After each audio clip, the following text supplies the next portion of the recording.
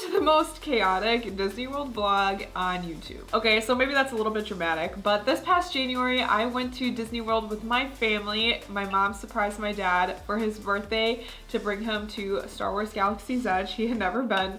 So we went to Disney World as a family, and my little sister Autumn took it upon herself to vlog for this channel. Go follow her. So you're gonna see a lot of her throughout this video, and while we go through the vlog, I'm gonna give you some of the best tips to visit Disney World in January, because it is a lot different than visiting in summer, for example. There are some things you need to know. So without further ado, let's get into some of the best Disney World in January tips, like what to wear, what to bring, etc. I've been to Disney World a plethora of times. In fact, it's my husband's goal to visit all of the Disneylands in the entire world. We're currently at 3 out of 6 parks, with number 4 planned later this year. And I've been there in January a variety of times for high school, national dance competitions, and more recently, as I mentioned, family vacations. So learn from my mistakes. Here is everything you need to know about visiting Disney in January. We learned the hard way, so you don't have to. The best time to go to Disney World in January is week 3 and or week 4 of the month. During the 3rd and 4th weeks of January, kids are back in school and holiday travel slows to a halt. This means you have some of the cheapest prices for park passes,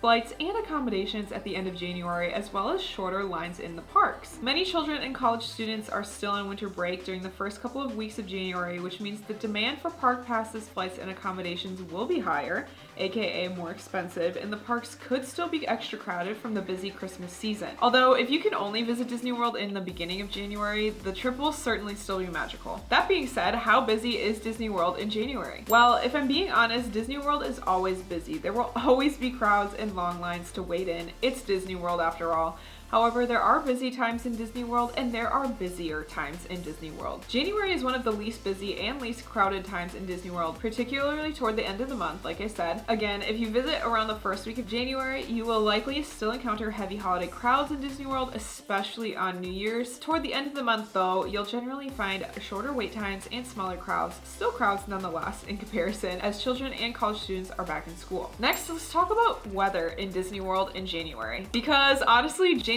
is one of the best months to visit Disney World for its weather purely. Orlando averages temperatures from 50 to 71 degrees Fahrenheit in January, which is wildly more comfortable than the 100-degree weather that you will face in Florida's summer months. Trust me, my husband and I visited Disney World in September one year, and the weather every single day was between 95 to 105 degrees Fahrenheit, and with the tropical humidity in Florida plus the heat, everyone was drenched in sweat. Everyone was pretty miserable. It was really gross. My hair is predicting a solid 70% humidity today. Worth it, but gross. On the contrary, weather in Walt Disney World in January is mild, pleasant, and sunny, with a side of sweatshirts for chilly mornings and nights. January is also one of Orlando's driest months of the year, with an average of only 2.74 inches of rain compared to the 7+ inches on average in summer. So your odds of sunshine are higher in Disney World in January without the overwhelming heat and humidity. So now that you know about the weather, let's talk about what to wear in Disney World in January. First, you're gonna want long pants and layers for the most part. Even though you're in Orlando, don't be fooled into wearing shorts and tank tops in January if your forecasted weather predicts temperatures between 50 to 70 degrees Fahrenheit. You will be chilly. Instead, wear layers. This way you can be flexible and accommodate to both warm afternoons and chilly mornings and nights. You want to opt for long pants, comfortable walking shoes, and a tank top or t-shirt layered underneath a sweatshirt. Some nights you may even want a light jacket over your sweatshirt. Obviously, you should check the weather before your trip because temperatures can vary. You might luck out and get 80-degree, 85-degree weather in January in Florida. It is very possible. So definitely check the weather, check the forecast before your trip, before you start packing, just to make sure you're packing for the right weather. But if the forecast predicts that it's gonna be between 50 to 70 degrees, you're gonna wanna pack those layers because you'll be chilly in the mornings and evenings especially. I personally love to wear athleisure in Disney World for maximum comfort because you will be walking a lot. So my daily Disney World outfits in January consisted of leggings, crew socks, my trusty Hoka tennis shoes, a Disney crew neck, and a t-shirt or tank top layered underneath my crew neck so that I could de-layer if I needed to in the midday sun. Next, you might want to bring a light jacket for mornings and evenings.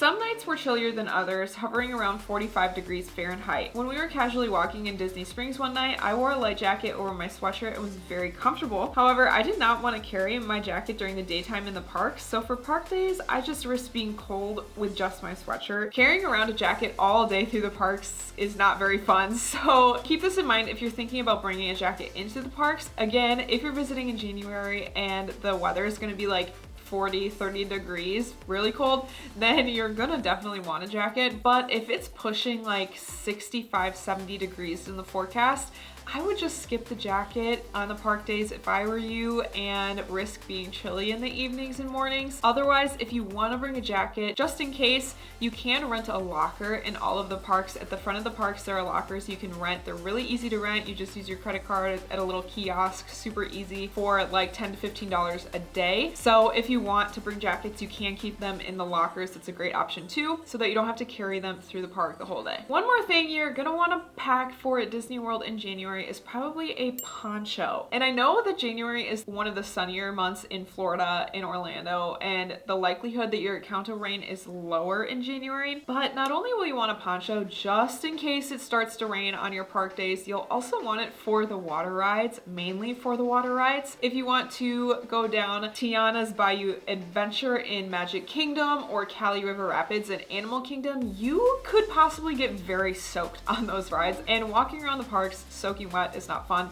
So I always bring a poncho for the water rides so that I stay dry once I get off the ride. Ponchos inside the parks are super stupid expensive, so definitely bring your own, because you can go to Walmart or go to a convenience store and get them for $1. So definitely just buy a cheap one and bring it just in case, and for those water rides, so that you don't have to spend an arm and a leg in the park on a piece of plastic. As you can see, I had a fantastic time in Disney World in January. Autumn and her friend Morgan did a great job vlogging, if I do say so myself. I hope these tips were helpful, and if you have any questions, definitely comment below. I have a variety of blog posts about visiting Disney on my website, so I'll link those as well.